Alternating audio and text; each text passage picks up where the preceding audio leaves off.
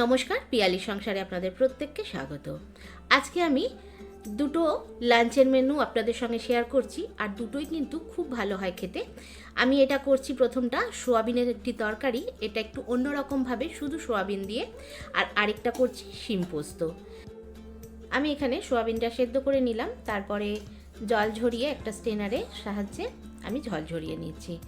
তারপর এদিকে আমি একটি কড়াই বসিয়ে দিলাম, ওর মধ্যে আমি ছোট সাইজের দুটো পেঁয়াজ কেটে রেখেছিলাম সেটা দিয়ে দিলাম, আর 4-5টা রসুন কুচি, দুটো কাঁচা লঙ্কা দিয়ে একটু হালকা করে ভেজে নিচ্ছি।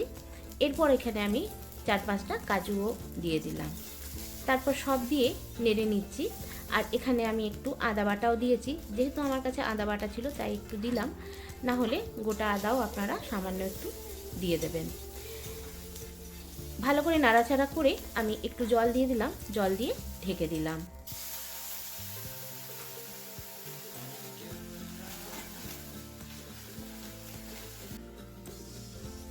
দু 3 মিনিট পর ঢাকা খুলে নিলাম, তারপর জলটাও শুকিয়ে গেছে। এরপর কড়াইটা নামিয়ে দিলাম, তারপর আমি আরেকটি কড়াই বসালাম, এটা আমি শিম পোস্তটা করব।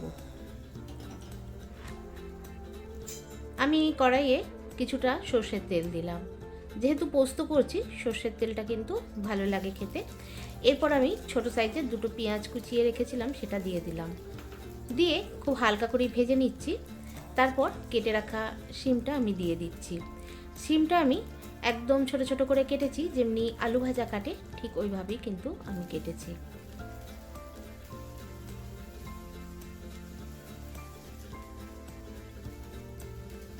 এরপর আমি ভালো করে ভাজা করে নিলাম। এখানে কিন্তু ঢাকার কোনো প্রয়োজন নেই, মিডিয়াম টু হাই ফ্লেমেই কিন্তু এটা ভাজতে হবে। ভাজা ভাজা হলেই কিন্তু পোস্ত খেতে ভালো লাগে। এরপর আমি হলুদ আর লবণ দিয়ে ভালো করে ভেজে নিচ্ছি।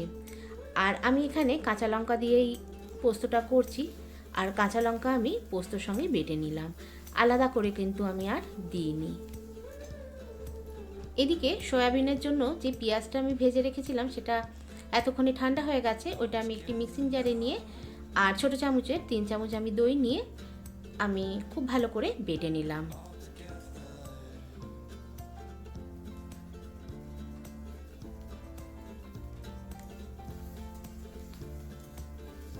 আর আমার এদিকে সিমটাও ভাজা হয়ে গেছে। তারপর পোস্ত আর কাঁচা লঙ্কা যেটা আমি বেটে রেখেছিলাম সেটা আমি দিয়ে দিলাম, দিয়ে 2 মিনিটের মতো একটু নাড়াচাড়া করে নামিয়ে নিলাম। আমার সিম পোস্ত রেডি হয়ে গেছে।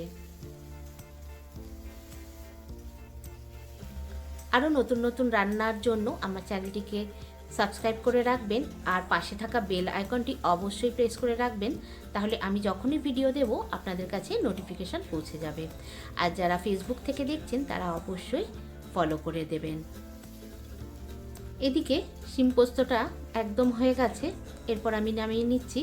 আপনারা যারা কোনো দিন এখনও পর্যন্ত শিম পোস্ত করেননি অবশ্যই করে দেখবেন, খুব ভালো লাগবে, এটুকু গ্যারান্টি দিচ্ছি।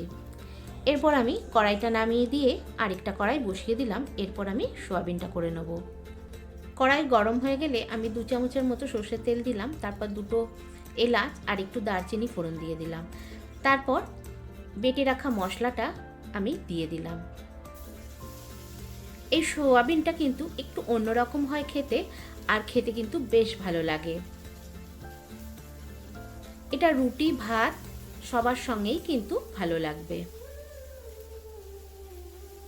তারপর খুব ভালোভাবে দেখুন আমি কষাতে থাকলাম, তবে যেহেতু কাজু দেওয়া আছে খুন্তির কিন্তু ছাড়লে চলবে না, খুন্তি কিন্তু নাড়িয়েই যেতে হবে।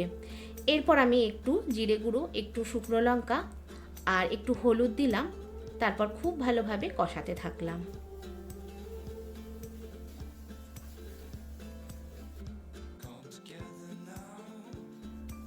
একটু জার ধুয়ে জলও দিয়ে দিলাম, তারপর খুব ভালো করে নাড়াচাড়া করে ঢেকে দিলাম।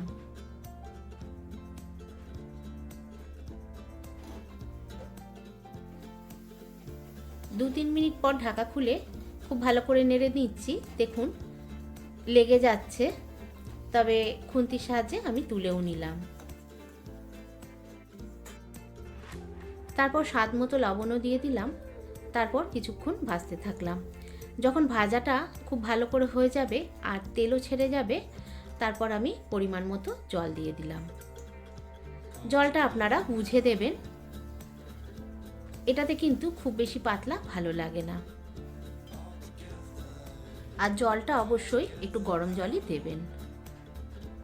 এরপর আমি সয়াবিনটাও দিয়ে দিলাম, দিয়ে একটু নাড়াচাড়া করে কিছুক্ষণের জন্য ঢেকে দিলাম।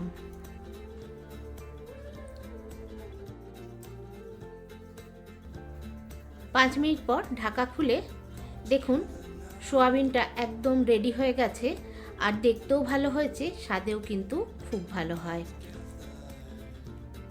আর যদি মনে করেন আর একটু টানাবো তাহলে টানিয়ে নিতেই পারেন, আর এটা একটু ঘন হলেই খেতে ভালো লাগে।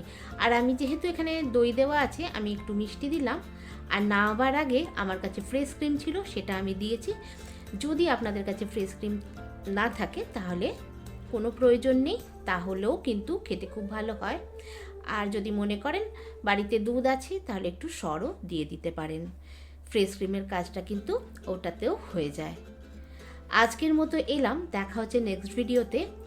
আপনারা সবাই খুব ভালো থাকবেন। নমস্কার।